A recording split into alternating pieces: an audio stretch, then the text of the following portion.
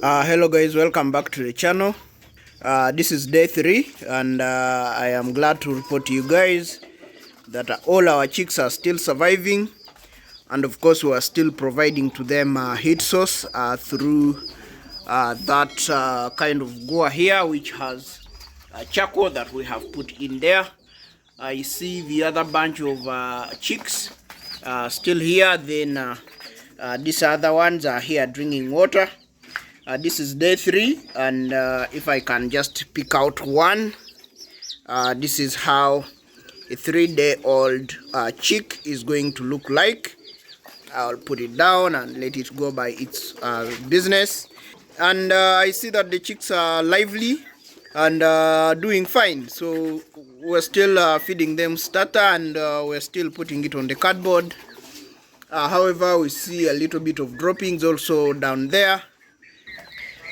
We don't know whether at this point we provide to them a feeder for food, or we still put the food on the cardboard like we had done it initially. But for now, this is kind of working, because you see that we have feeds sprinkled literally everywhere, and the chicks are able to eat once you provide to them the light.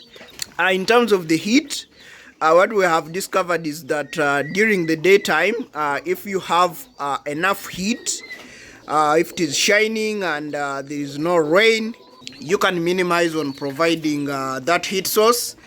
Actually, on day 2, it was very hot, so we had to remove this heat source and just depend on natural heat. But in the evening, starting at around 6:30, we do again light up the heat. This is we've just have this one put in again because now the weather is getting colder, so we want these chicks to have access to the heat. But what I'm realizing is that, guys, actually the chicken grows at a very slow rate compared to turkeys. Let me just show you my turkeys, which are 2 months, and then you see how the size difference that I'm talking about. Now guys, if you can see very well, these turkeys are just 2 months old. This is how a 2 months old turkey is going to look like. But if you just compare, even before I get to 2 months, if I just compare with what I'm seeing with the chicken in just a few days, I strongly doubt that I will be able to get even close to this kind of thing with the chicken. But that is something that is going on here. What do I feed? I feed maize, grain, mixed with a few other ingredients that we will be sharing in a video in the coming days. But this is how your turkeys are going to look at 2 months. What is very key is, guys, is to provide a clean source of water, and then you provide a high protein feed. As you can see, the chicks will always be eating, and they actually do not eat much, but you should ensure that at least everywhere they be, there is kind of feeds, especially around the heat source. As you can see, guys, these chicks will be always around the heat source. So when they are piling around the heat source, if you realize that they are piling too much, you should go ahead and kind of remove them from that place. So we're currently putting back our lighting system, like we had earlier showed you in the video. In the night, you have to provide your chicks with light, and that's what we are trying to connect. So we do have a solar battery that we charge, and then is what we use for lighting, and this actually provides enough light. That is the kind of bulb that we are using. This is it. That provides light enough throughout the night, but this doesn't provide heat. I have seen people that are using like electric bulbs to kind of provide heat for their birds. For us, we don't have that kind of thing running right now.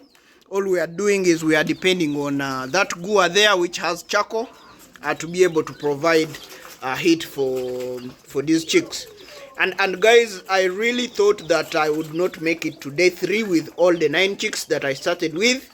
And we had made a promise that if we actually make it to day 5 with all our chicks, we will go ahead and add more 30 chicks, because we realized that the effort that we will put in to actually raise these 9 will be the same effort that we will put in if we add in maybe more 30. So if we indeed get to day 5 and we still have all these chicks, we will kind of have put our skills and ability to brood chicks at a test, and then we would like to just kind of spice it up and add in more chicks and see how that will go. So like guys, you can see that this chick is really having a close stay here close to the pot. So I just want to ensure that the pot is not too hot, and also it looks okay. It's not worrying. So I just hope maybe it was feeling just cold.